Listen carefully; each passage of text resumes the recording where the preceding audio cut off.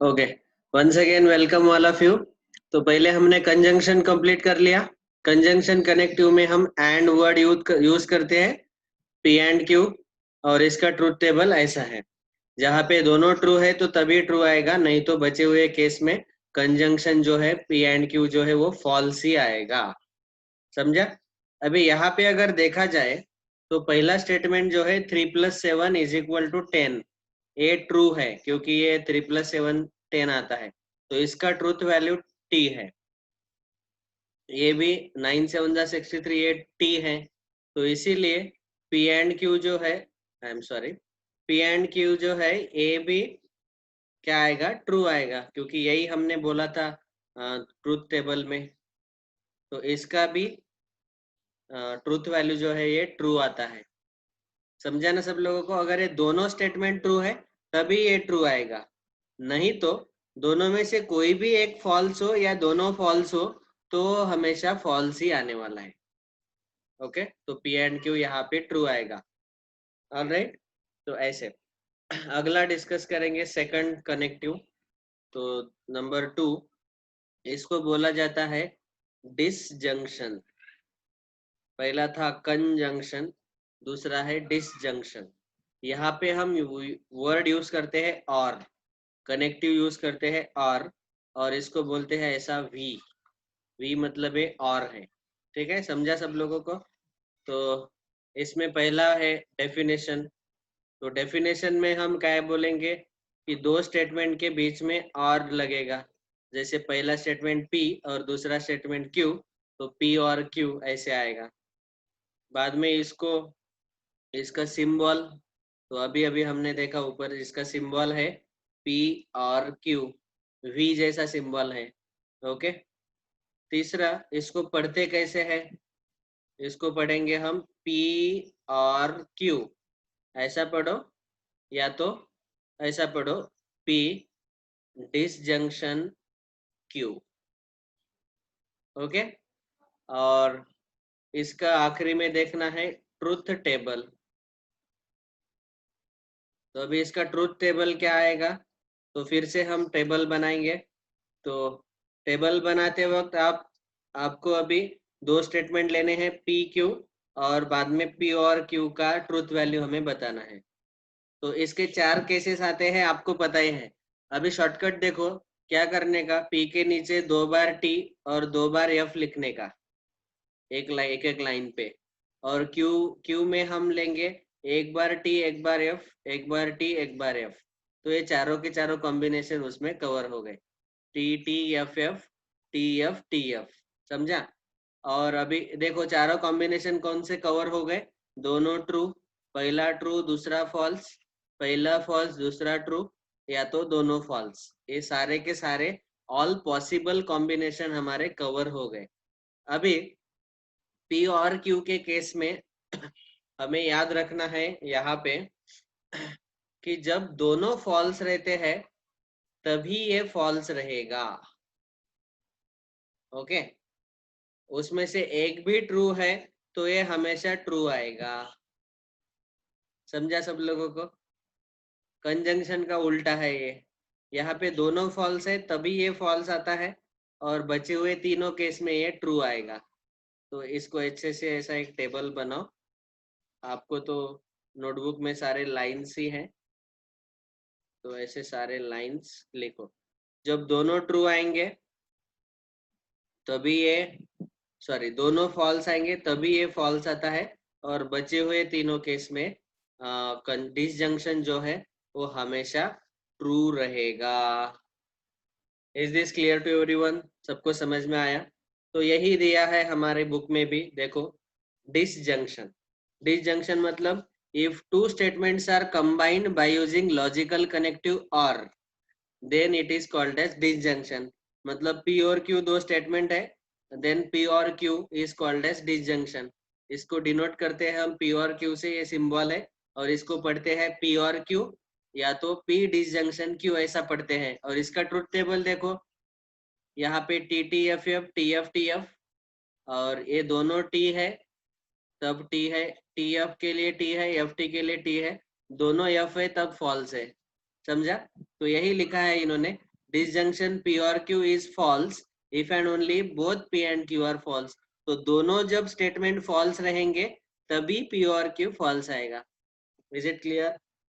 तो ये है डिसजंक्शन, हमारा दूसरा पार्ट। तीसरा देखेंगे हम कंडीशनल, उसके पहले इसका एग्जाम्पल देखना बच गया, तो इसका भी एग्जाम्पल ले लो। सी फॉर एग्जाम्पल नंबर 1, इसको एग्जाम्पल देखते हैं। सी पहला सिंपल स्टेटमेंट हमें लिखना है। तो देखो एग्जाम्पल क्या है।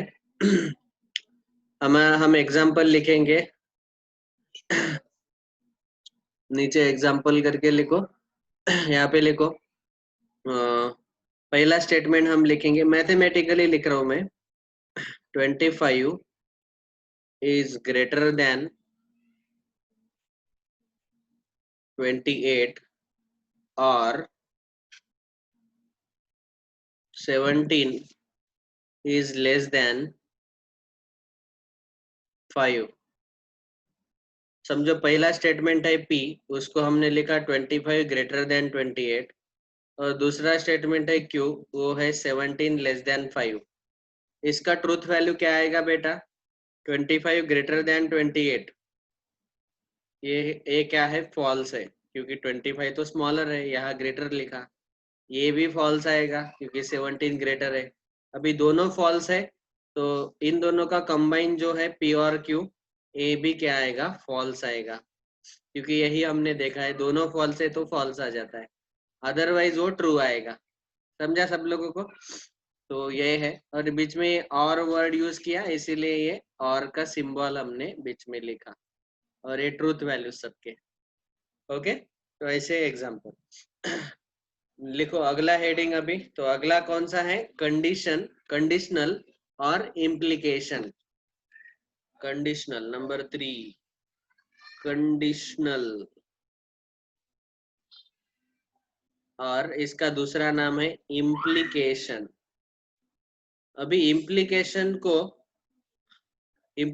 के लिए हम जो वर्ड यूज करते हैं वो फ्रेज है इफ देन।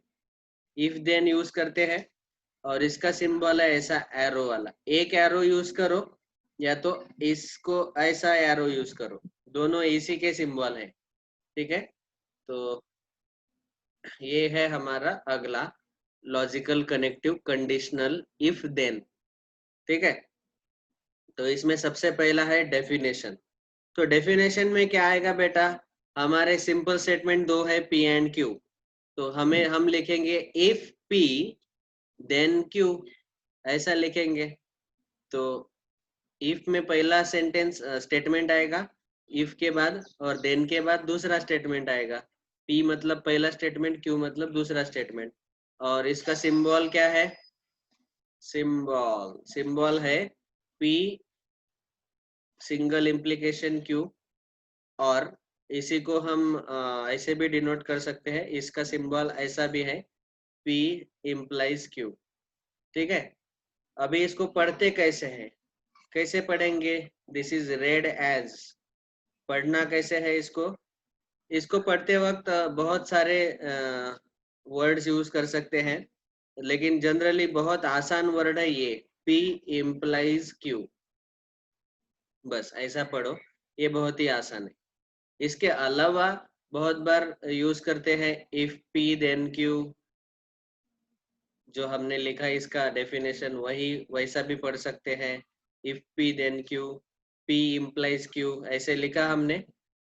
ओके, या तो इसको बहुत बार हम इसको कंपेयर करना चाहते हैं, तो इसको हम पढ़ेंगे P single implication Q, single implication Q, ऐसा भी पढ़ सकते हैं। ये मैंने बताया, ये कोई बुक में नहीं दिया गया, लेकिन ऐसा हम पढ़ेंगे क्योंकि और एक डबल इम्प्लीकेशन भी आ रहा है। तो ये सिंगल इम्प्लीकेशन, इसको एक साइड वाला जो एरो है इसको हम सिंगल इम्प्लीकेशन भी बोल सकते हैं।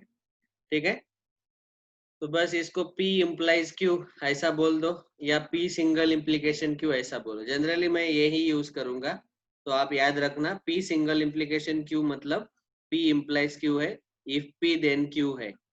ओके, अभी आया इसका ट्रूथ टेबल। तो इसके ट्रूथ टेबल में हम बोलेंगे कि फिर से दो स्टेटमेंट लेने हैं पी क्यू और पी इम्प्लाइज क्यू। इसका ट्रूथ टेबल बनाते वक्त फिर से ये दोनों, ये दो बार टी टी एफ एफ आएगा और यहाँ एक एक बार टी एफ आएगा। और अभी इस केस में हमें याद रखना है पहला ट्रू और दूसरा फॉल्स है तो तभी ए फॉल्स आता है। ओके, कौन से केस में फॉल्स आता है? पहला ट्रू और दूसरा फॉल्स, तभी ये फॉल्स आएगा। बचे हुए सारे केस में ये हमेशा ट्रू आएगा। बस ऐसा याद रखो। तो पहला ट्रू, पहला स्टेटमेंट है पी, दूसरा स्टेटमेंट है क्यू। पहला पी ट्रू है और दूसरा क्यू फॉल्स है, तो उसी केस में हमें ये जो हमें मिला एफ मिलेगा। बाकी के सारे केस में ट्रू ही रहेंगे। बस ये एक वाला केस याद रखो, बाकी के तो ट्रू आने वाले हैं। फॉल्स कब आएगा उतना याद रखो, टी एफ का ही एफ आता है, बाकी के सारे केस में वो ट्रू ही आएगा। ओके, इसका एग्जाम्पल देखो नीचे, एग्जाम्पल नंबर 1। तो एग्जाम्पल में हम क्या देखेंगे ऐसा, इफ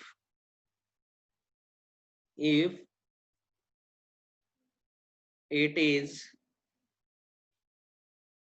रेनी सीजन then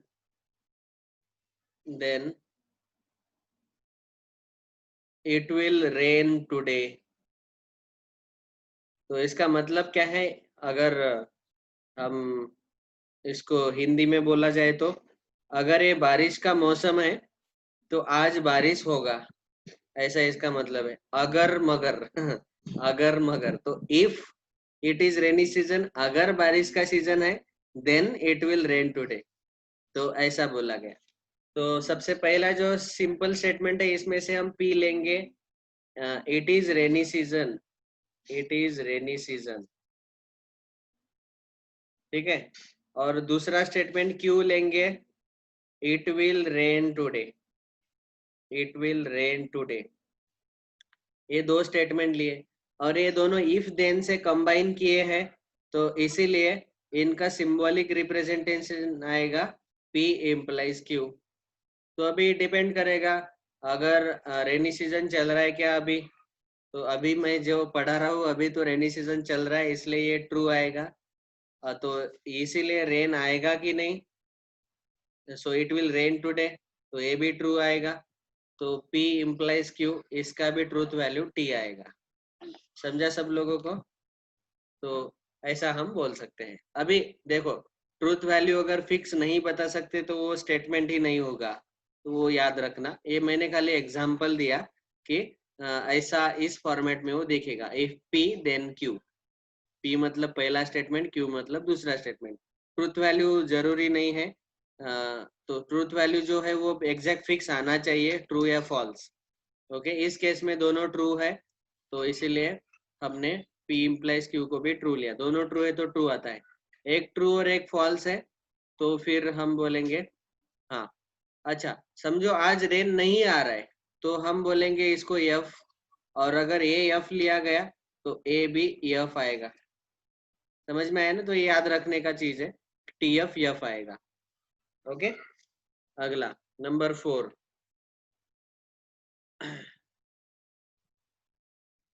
अगला कनेक्टिव देखने से पहले एक नोट हमें लिखना है, इसमें बहुत ही इंपॉर्टेंट नोट है कंडीशनल में, इम्प्लीकेशन में। तो यहाँ नीचे नोट लिखो, पहला नोट नंबर 1। तो नोट नंबर 1 में P इम्प्लाइज Q जो दिया है, तो यहाँ पे हम P जो है, P को एक स्पेशल नाम से बुलाते हैं। P is called as, P is called as antecedent, antecedent, okay, and Q is called as consequence, consequence। Actually antecedent का मतलब भी आसान है।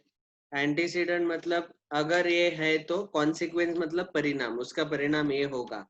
तो इफ पी देन क्यू जैसा है ना, तो एंटीसीडेंट है पहला, कॉन्सिक्वेंस मतलब उसका परिणाम, तो Q is called as consequence. हमारे बुक में इसको P is called as hypothesis और एंटीसीडेंट बोला गया। एंटीसीडेंट में स्पेलिंग ई है, और तो इसी को पी को हाइपोथेसिस भी बोल सकते हैं, हाइपोथेसिस। और क्यू को बोला गया कंक्लूजन और consequence. Q is called as conclusion और कॉन्सिक्वेंस। तो इसको कॉन्सिक्वेंस बोलो या तो कंक्लूजन बोलो। समझ में आया ना?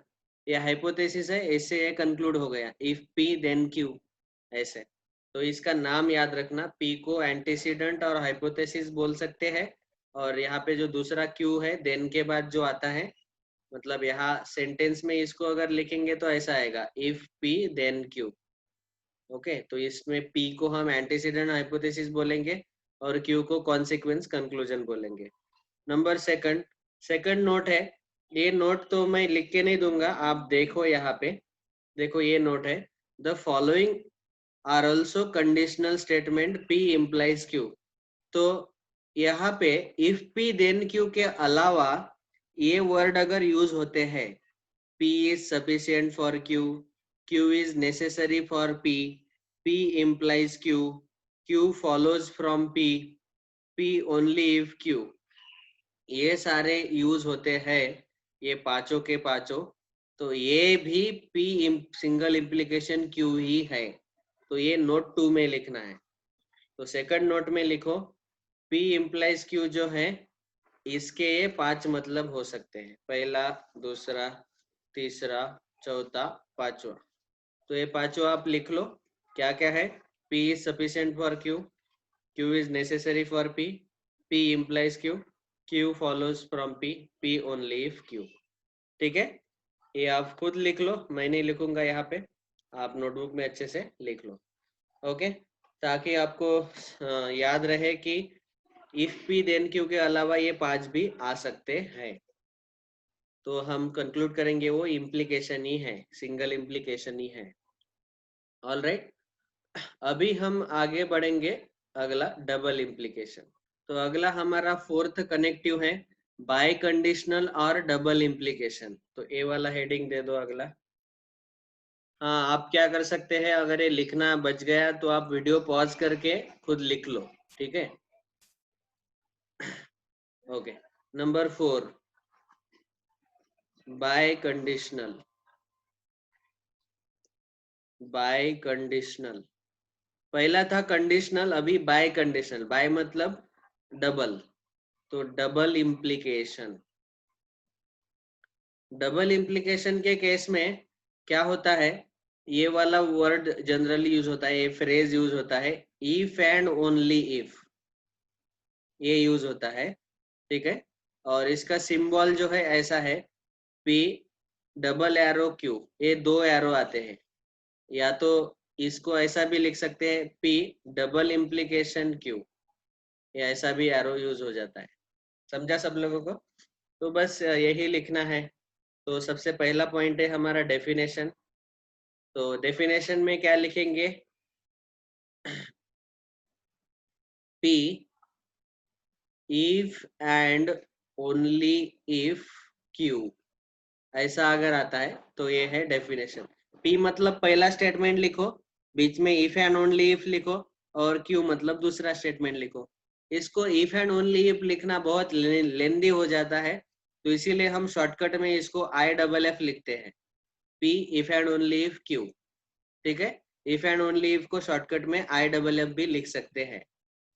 ओके, दूसरा पॉइंट है इसका सिंबल। तो सिंबल तो अभी हमने देखा कैसे आता है, P double implication Q. Okay, ऐसा लिखो, या तो पी ऐसा 2 लाइन और ये 2 arrow, P double implication Q. समझ में आया? ये सिंबल है। इसको पढ़ते कैसे हैं, तो पढ़ने क्या, जैसे जब सिंगल इम्प्लीकेशन पढ़ते थे वैसे ही अभी ये double implication.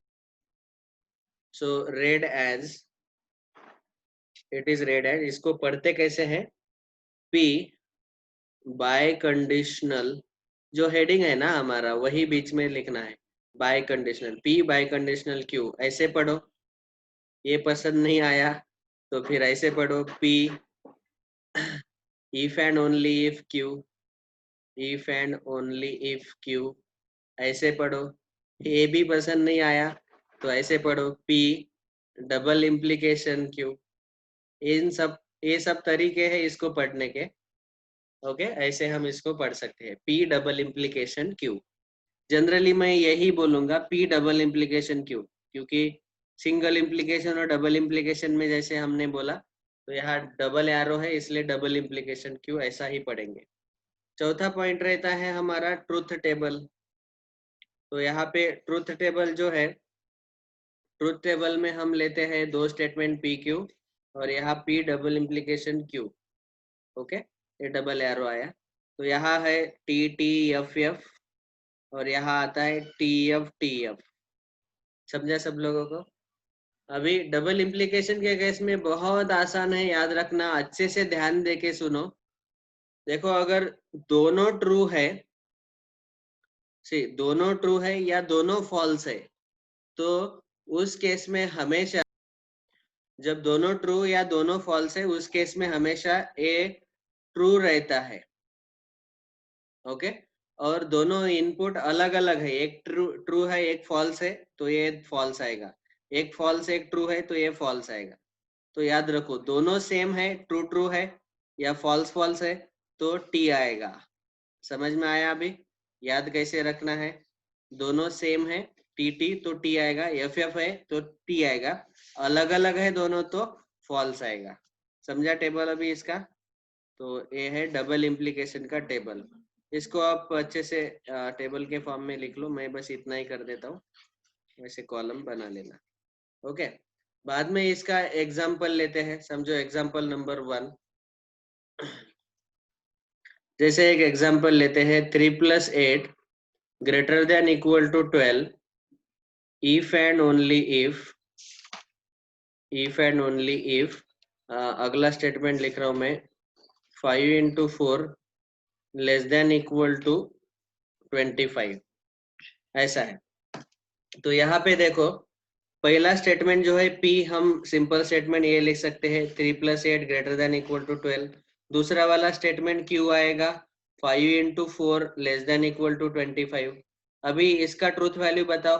3 + 8 11, 11 greater than equal to 12, 11 12 से बड़ा है क्या? नहीं बड़ा, तो ये फॉल्स आएगा।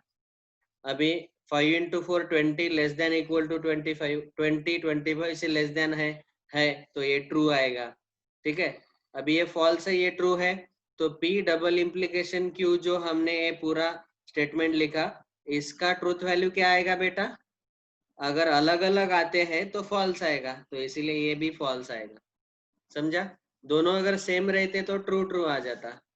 Is it clear to everyone? तो ये हुआ फोर्थ, बाय कंडीशनल। और अभी पांचवा आखिरी का बचा है। So next fifth one, heading लिखो इसका। देखो फिफ्थ वन कौन सा है हमारे बुक में? Negation of a statement. तो negation of a statement. Negation के लिए हम नॉट वर्ड यूज करते हैं, नॉट, और इसको डिनोट करते हैं सिंबॉलिकली ऐसे, ये सोया हुआ यस दिख रहा है आपको, ऐसे सोया हुआ यस, ऐसे। ठीक है, ये सिंबल यूज करते हैं निगेशन ऑफ अ स्टेटमेंट। लेकिन एक ही स्टेटमेंट रहेगा और उसका निगेशन लेना है। ठीक है, तो निगेशन ऑफ अ स्टेटमेंट का डेफिनेशन क्या है? तो डेफिनेशन आपको मैं पढ़ के बताता हूँ। देखो, for any given statement P, there is another statement which is defined to be true when P is false and false when P is true is called negation of P। किसको समझ में आया? समझ में नहीं आया तो कोई प्रॉब्लम नहीं, यहाँ ध्यान दो। समझो, एक हमारा स्टेटमेंट P है, ओके, इसका निगेशन क्या आएगा? Not P। ओके, इसको हम लिखेंगे नॉट P। तो इसका मतलब क्या है? समझो, अगर P statement, originally statement P अगर ट्रू आता है तो इसका नॉट P मतलब उल्टा कर दिया हमने, तो ये फॉल्स आएगा। समझा कि नहीं? और ये ओरिजिनली पी स्टेटमेंट पहले से ही फॉल्स है, तो इसका नॉट ट्रू आ जाएगा, समझा? तो ऐसे है, तो यही डेफिनेशन है। ओरिजिनल स्टेटमेंट ट्रू है तो वो नॉट पी फॉल्स आएगा, अगर पी फॉल्स है तो नॉट पी ट्रू आ जाएगा। उसका उल्टा कर देना बस, ट्रू हो तो फॉल्स करो, फॉल्स का ट्रू हो जाएगा। ये डेफिनेशन है। दूसरा इसका सिंबल, तो सिंबल इसका है ऐसा नॉट पी, ये जो है। और इसको पढ़ते कैसे हैं, तो पढ़ने का हमने जैसे बोला नॉट पी पढ़ो, सो रेड एज, जैसे मैंने बोला नॉट पी पढ़ो जो हम यूज करते हैं, लेकिन बुक में इसको बोला गया निगेशन ऑफ पी, ऐसे पढ़ो। निगेशन ऑफ पी ऐसे ही पढ़ेंगे हम, ये स्टैंडर्ड लगता है। नॉट पी पढ़ सकते हैं, निगेशन ऑफ पी पढ़ सकते हैं, समझा? तो ये दोनों तरीके से हम पढ़ सकते हैं। इसका ट्रूथ टेबल तो बहुत ही आसान है, ये तो मैंने पहले ही बता दिया ट्रूथ टेबल। तो इसमें देखो एक ही स्टेटमेंट रहेगा पी और इसका रहेगा नॉट पी। तो पी या तो ट्रू हो सकता है या तो फॉल्स हो सकता है, और पी अगर ट्रू है तो उसका निगेशन पी फॉल्स आएगा, और पी अगर फॉल्स है तो इसका निगेशन पी ट्रू आ जाएगा। बस हो गया टेबल, समझा? टी का एफ और एफ का टी, नॉट लेने के बाद, निगेशन लेने के बाद, समझा भाई? ओके, अभी इसका एग्जाम्पल देखेंगे तो और क्लियर हो जाएगा। फॉर एग्जाम्पल देखो, दो एग्जाम्पल लेंगे हम इसके से।